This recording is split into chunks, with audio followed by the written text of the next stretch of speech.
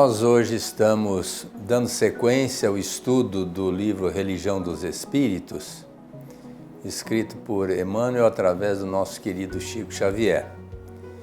Então, eu e meu querido amigo e irmão Navarro, nós vamos estudar duas questões do livro dos Espíritos, logicamente comentadas pelo nosso Emmanuel, que é a 663 e a 470.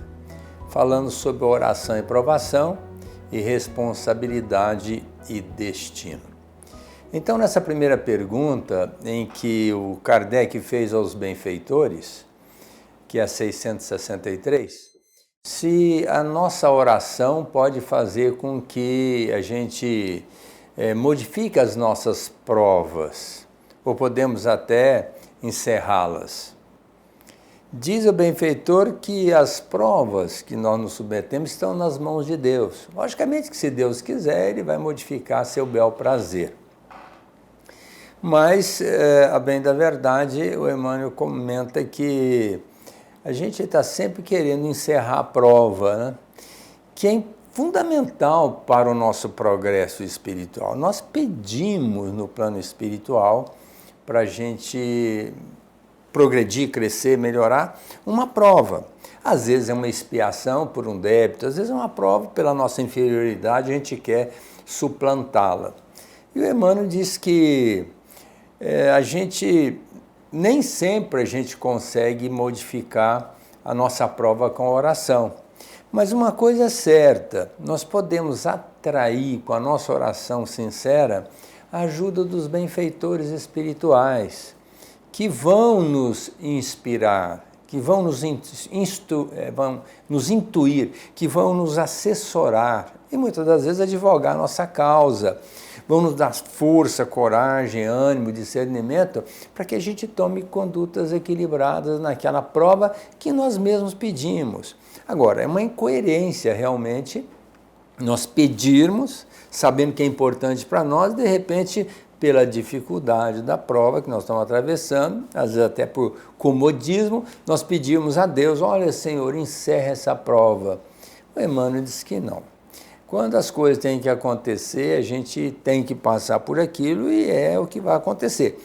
Mas nós podemos, através da oração, criar uma luz interior que vai abrir caminhos, vai norteando.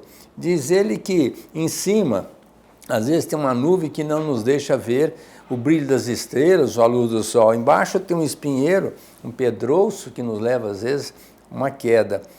No escuro, nós não temos como suplantar essa dificuldade sem passar por situações gravíssimas, como uma queda, um escorregão, um sofrimento. Na escuridão é tudo difícil. Mas ele diz que uma luzinha mínima que nós criarmos dentro da gente, através da oração, já dá margem para que a gente possa divisar uma caminhada mais amena e suplantar aquela dificuldade.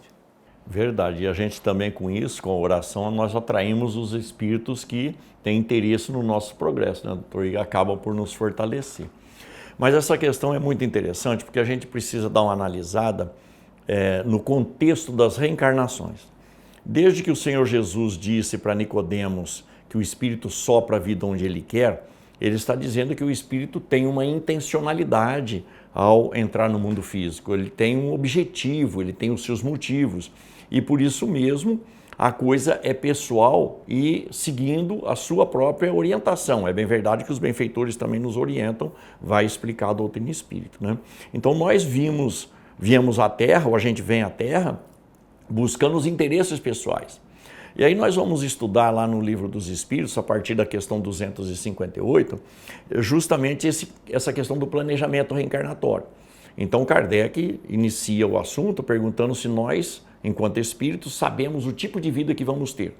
E os benfeitores dizem que sim, porque somos nós que planejamos a nossa própria existência. E aí o assunto vai sendo desenvolvido e vai chegar na questão 266. Kardec vai levantar um aspecto muito interessante que nós precisamos nos conscientizar. Quando ele pergunta para os benfeitores, ele propõe a ideia, né?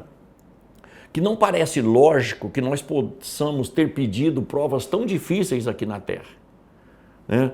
Porque aqui, evidentemente, a gente busca sempre pela lei do menor esforço, né? Ou pelas fugas naturais, a gente quer sempre se ver livre. Mas o espírito, se ele escolhe dificuldades, não parece isso muito lógico, quer propor Kardec. Os benfeitores espirituais nos explicam que quando nós estamos no mundo dos espíritos, nós, conhecendo a causa das nossas problemáticas, do nosso sofrimento e, consequentemente, das nossas necessidades, a gente propõe aquilo que é solução para o espírito. Evidentemente, quando a gente vem ao mundo físico, a gente vamos dizer assim, envolvido pela nuvem do esquecimento, a gente não sabe de onde surgiu o nosso problema, tanto que a gente pergunta o que será que eu fiz na outra vida para estar passando por isso, né? Como a gente não sabe, a gente ainda se deixa levar pelo instinto de conservação, de preservação, de menor esforço, e a gente vacila. A gente percebe aí o quê? 2 livre-arbítrios. O primeiro, como espírito que observa o que está para trás e a proposta daquilo que está para frente. Esse vai ser preponderante. Lá na questão 860 do Livro dos Espíritos, os benfeitores dizem que é possível mudar alguma coisa desde que se encaixem no próprio planejamento que o Espírito traçou. Mas que a prática do bem é que muda todas as coisas, é o amor que cobre uma multidão de pecados. E depois tem o livre-arbítrio aqui de encarnados.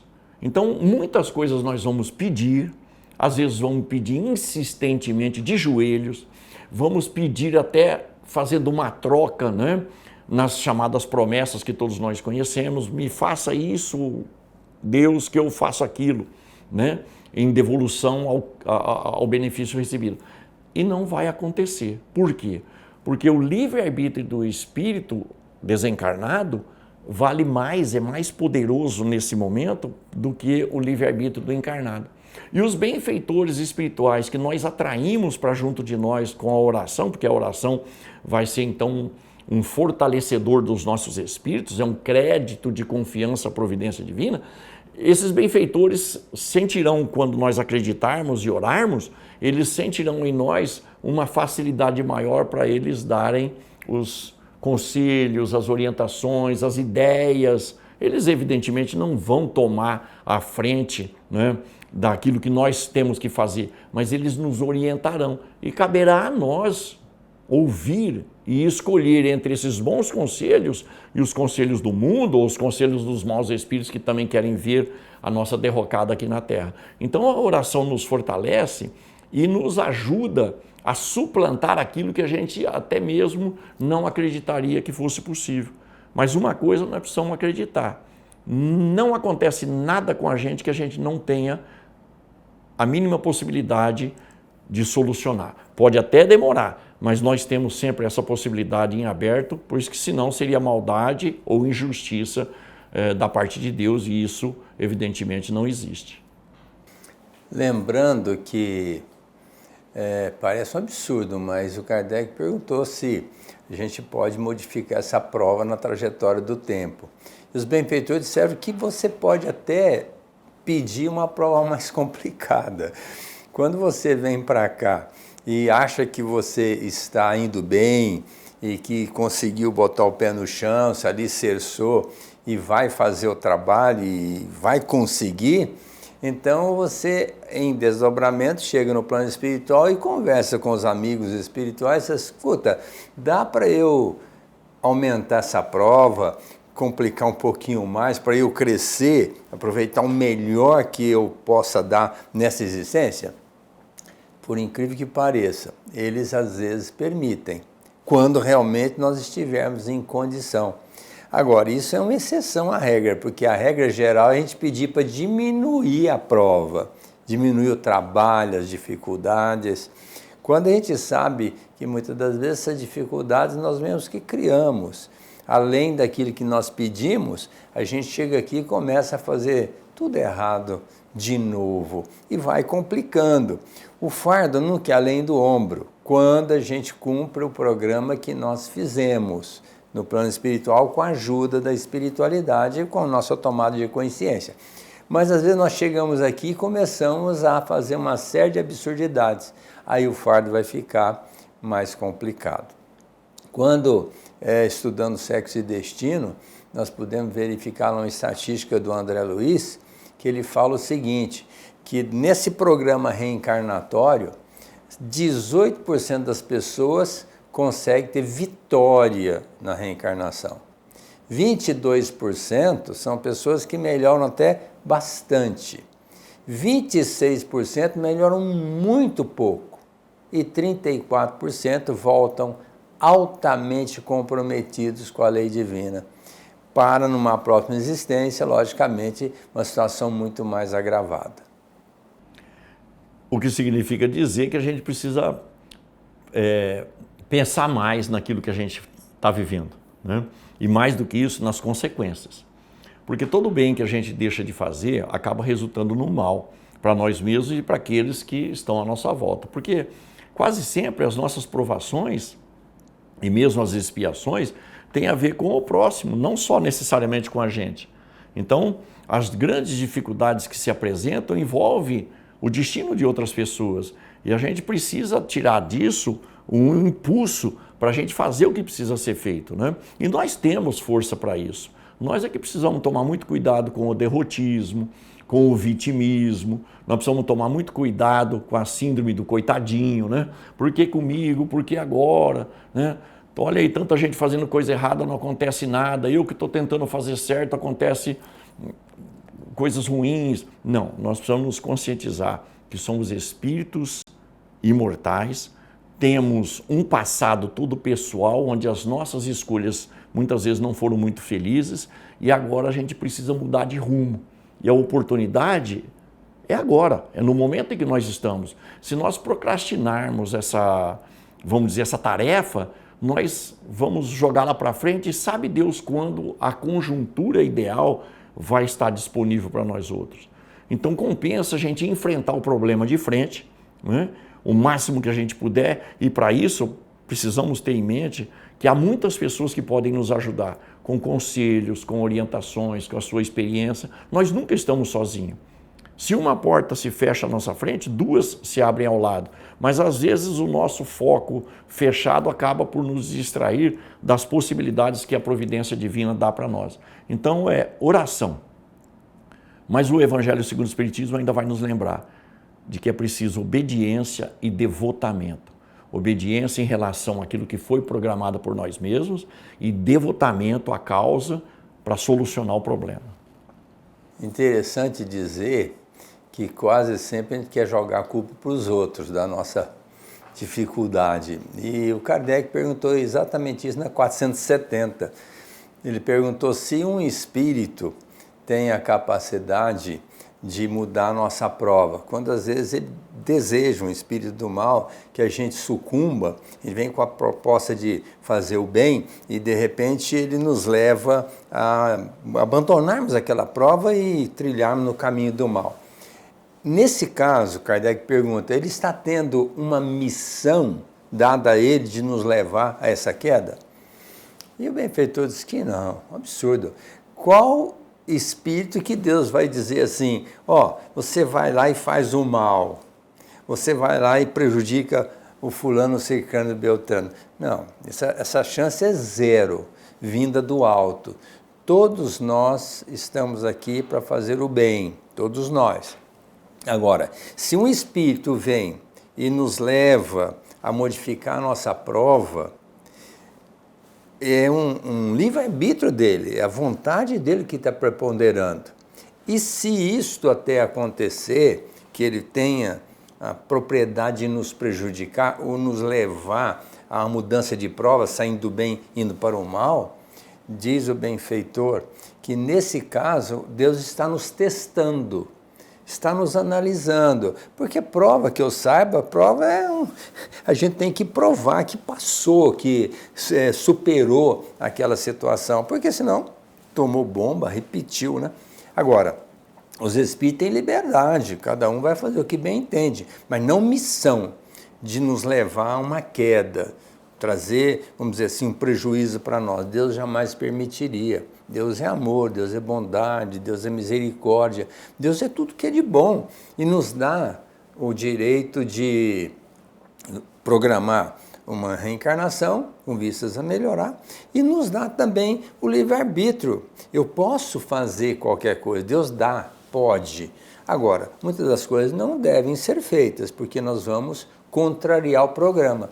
Ninguém reencarna para fazer o mal. Ninguém reencarna para errar. Ninguém reencarna para infelicitar a vida própria e a dos outros. Todos reencarnam para fazer o bem. Pergunta 860 do Livro dos Espíritos. Então, o que nós temos que fazer? O bem. E a gente recebe uma série de oportunidades, que o Navarro vai comentar em seguida, para que Deus não seja, vamos dizer assim, injusto. Vai colocar a criatura aqui e agora, meu filho, dê aso às suas ações e seja, vamos dizer assim, tudo conforme a sua vontade e eu não vou lhe ofertar nada. É você e você. Não, pelo contrário.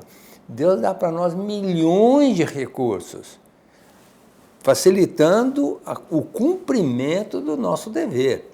Agora, o que nós vamos fazer com esses recursos que Deus nos dá, aí fica por conta da nossa própria responsabilidade. Tanto é que o tema chama responsabilidade e destino. O que nós fazemos com a nossa responsabilidade? Qual será o nosso destino futuro? Em cima daquilo que Deus deu para nós.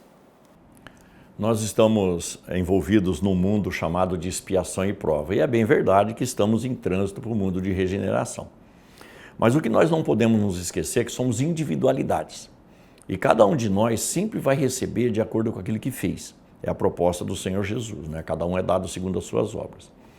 Mas existe uma questão a ser pensada por nós outros. Porque se existem espíritos querendo nos levar à derrocada, há uma motivação. Seja por uma questão de vingança, Kardec vai propor isso no capítulo 10 do Evangelho segundo o Espiritismo, quando ele diz que casos assim de violência de um espírito sobre o encarnado quase sempre é vingança, então haverá a possibilidade do espírito estar se vingando, e se ele está se vingando, fomos nós que o ferimos primeiro, né? E haverá também aquela possibilidade do espírito se aproximar de nós outros por conta daquilo que a gente ainda é. Então, nós escutamos os Espíritos dizer na questão 456 do Livro dos Espíritos que eles podem ver tudo o que fazemos, desde que o que estivermos fazendo seja de interesse deles. Eles podem mesmo, questão seguinte, ver os nossos pensamentos, que segundo a questão 467 é o que atrai espíritos para junto de nós. Mas se os pensamentos atraem espíritos para junto de nós, as nossas vontades convocam eles para junto de nós. Então, as companhias espirituais que nós temos são sempre relacionadas aos nossos valores, aquilo que a gente é de verdade. O que significa que a gente fica nas mãos desses espíritos sofrendo as tentações das nossas inferioridades. A gente reencarna para ser bom, reencarna para melhorar, para fazer o bem, para se educar espiritualmente. Mas nós temos um passado. E se às vezes a gente alimenta essa ou aquela ideia, com relação a esse ou aquele vício, se desculpando porque todo mundo faz, é tão comum nos dias de hoje, entidades espirituais vão tentar, através dos processos obsessivos, né, nos conduzir ao erro. Mas eles não estão fazendo isso a mando de Deus, porque, como bem propôs o doutor, não é possível, né? Os espíritos, eles fazem uso das nossas inclinações e das nossas tendências. Consequentemente, esses espíritos buscam, às vezes, satisfazer os vícios deles, mas em cima dos vícios que nós temos. Nós os atraímos para junto de nós. É bem verdade que, assim como existem aquelas condições de inveja aqui na Terra, tem espíritos também que são invejosos e não querem que o bem se dê em nossa vida, porque eles também não recebem o bem. Mas ainda assim, nós temos que provar a nossa evolução através do bom comportamento na situação nas quais nós estamos inseridos. Porque de uma situação atual, há toda uma consequência para o futuro. E voltamos na condição anterior, da pergunta anterior, né, que nós estamos discutindo, do assunto anterior que nós estamos discutindo. Quando as situações estarão, de novo, no mesmo contexto da minha necessidade evolutiva? Então, qualquer erro cometido aqui demanda, às vezes, séculos para serem consertados. E nós precisamos pensar nisso. Enfrentar as nossas dificuldades aqui sem se deixar levar pelo mau conselho. Qual que é o mau conselho? É tudo aquilo que nos leva em contrário ao Evangelho de Jesus. ou seja, tudo aquilo que não é benefício para o próximo, tudo aquilo que não é benefício para a sociedade, tudo o que for contrário a isso é vindo de mau espírito. Se nós orarmos pedindo um bom conselho, ou se nós confiarmos em Deus, conforme propõe a questão 469 do Livro dos Espíritos, e praticarmos o bem, a gente se defende das tentações que se nos apresentam aqui na vida. Quando o Emmanuel comenta essa pergunta, ele faz uma colocação muito interessante, que ele diz assim: Deus nos provê com amor e inteligência. Quer dizer, o que seria esse amor? Imagina a gente reencarnar aqui e soltar de paraquedas, cair no chão e ficar sozinho. Como é que a gente vai sucumbir? Já de cara a gente não consegue continuar vivendo, já desencarnamos ali naquele momento. Não. Deus coloca a gente aqui no seio de uma família, coloca uma mãe generosa que vai nos gerar no seu ventre materno, vai colocar um pai que vai nos providenciar principalmente o atendimento material, quando não também nos envolver com amor, isso é muito particular, individual de cada um, mas tem os pais, depois uma família, vem os irmãos, vem os avós e assim por diante. Tem uma família. Isso é amor de Deus para conosco, essa cobertura. E, via de regra, também nos dá um corpo maravilhoso, perfeito. Mas aí o Emmanuel coloca que somos, às vezes, enganosamente colocados numa situação de ridículo. Por exemplo, ele dá nitroglicerina, que é para construir uma bomba. Isso é coisa de Deus. Deus deu os elementos para construir uma bomba. Mas qual que é a finalidade dessa bomba? Seria destruir uma pedreira para construir ali uma estrada, seria para destruir um prédio que já está desgastado para construir um novo prédio. Então essa bomba foi criada através da nossa inteligência para se fazer o bem. E a gente pega essa bomba, amarra no corpo, se projeta no meio de um grupo e desencarna em massa uma série de pessoas. Olha a consequência disso. E é uma decisão pessoal. Os espíritos podem nos induzir? Pode, mas a responsabilidade é nossa, porque a gente não precisa fazer uma absurdidade dessa. Ele dá para nós o ferro. O ferro é um metal que vai construir. O ferro tem uma infinidade de propriedades, vamos dizer assim, que utilizamos para uma série de coisas benéficas. No entanto, a gente constrói uma arma, se mutila os outros. Doa para nós o ouro, que é para a gente pagar as contas, para a gente divertir, para uma série de coisas que o dinheiro nos possibilita. Mas nós nos envolvemos na usura, no egoísmo, e muitas das vezes, por conta disso, criamos situações embaraçosas para os outros. Ele deu para nós a morfina. A morfina, como tantas outras drogas. A morfina é para tirar a nossa dor. A bendita morfina, quando a gente opera um paciente, e ele lá já usou uma série de coisas, e no final a morfina é uma potente analgésica que nós vamos usar. Mas quantas pessoas usam essa morfina e tantas outras drogas para conspurcar o seu corpo e depois o perispírito com consequências gravíssimas para o futuro? E Deus vai doando a estricnina, que é uma substância que combate as neuralgias. Se você tomar uma dose alta, é muito tóxico e acaba, às vezes, tirando a nossa própria vida. E Deus vai doando tudo e mais alguma coisa. Mas qual que é a finalidade? Para que a gente possa usar tudo isso para o nosso bem, o bem coletivo. Mas, infelizmente, o que as pessoas fazem, como, por exemplo, o avião. Que coisa melhor do que um avião para encurtar a distância, você sair daqui em tempo hábil, chegar num local muito longe, em poucas horas, para atender um compromisso? Aí, no entanto, pegam bombas, mísseis, colocam no avião e jogam na casa do vizinho. Meu Deus, como é que pode uma coisa dessa? E está tudo certo. Dá para nós, os canais radiofônicos, os canais de comunicação, para a gente se comunicar, para poder dar um recado, para a gente poder falar uma coisa boa, como esse programa nosso, Papo do Bem, agora Luz do Evangelho, que nós estamos fazendo. Quer dizer, sempre gravando, no sentido de falar de coisas boas, diferentemente do que nós estamos ouvindo aí nos canais televisivos. E, no entanto, os fake news, ao invés de trazer uma coisa boa, esse canal pode trazer um fake news, criar uma celeuma danada, pode também dar um recadinho, ó, dispara uma bombinha aí em cima do fulano. Quer dizer, olha, usar um canal para divulgar o bem é uma coisa, agora usar para fazer o mal, e depois nós responsabilizamos quem? Os espíritos que nos mudaram na nossa prova, e a consequência é por conta da atitude deles. Não. Nós somos os construtores do nosso destino. Por isso, nós temos muita responsabilidade pelos nossos feitos. Nós, por último aqui, meus amigos, que o tempo já está se esgotando, nós ouvimos Paulo de Tarso dizer: tudo me é lícito, mas nem tudo me convém. Na questão 663 que nós discutimos aqui inicialmente, tem uma frase muito interessante na resposta dos Espíritos: ajuda-te e o céu te ajudará. Unamos essas duas orientações para que a gente possa tomar decisões firmes, sem nos deixar levar por aquilo que é negativo. Será benefício para nós todos. Muita paz a todos e até uma próxima oportunidade.